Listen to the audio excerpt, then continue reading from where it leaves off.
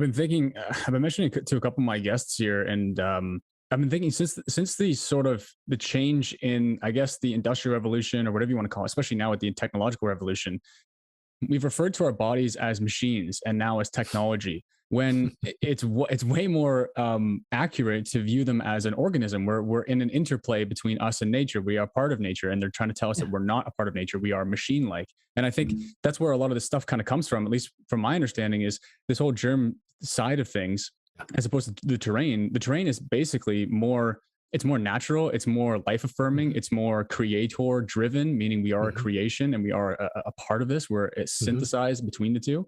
I was wondering if you kind of found that with, I don't know. I think backdating it to where I can think that they kind of went off the rails. I mean, it's hard to really kind of nail that down, but I just the constant the constant like dialogue or the syntax that they're using is so Mhm. machine and technology driven, and we can upload everything to the cloud and all that kind of stuff, and it's just totally against the organism that we are. Yeah.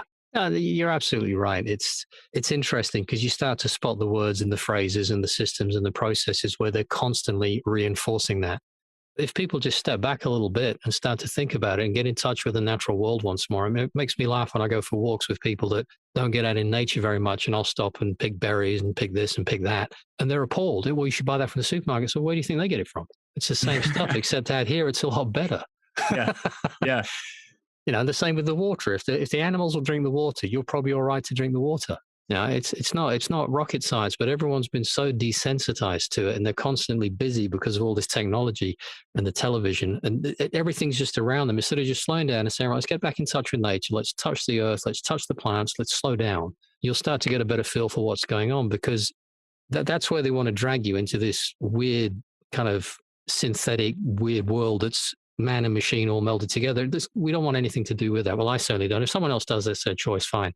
It's not something that appeals to me because we're something much greater and we have much greater potential. It's like the reason I think we've taken to the internet so strongly and the access to instant information is we already have instant knowing, but we've become desensitized and we lose track of it. We already have access to that. So why do you need to go and look on Google, which gives you a slanted view anyway? It's nowhere near accurate. So stuff like that, really.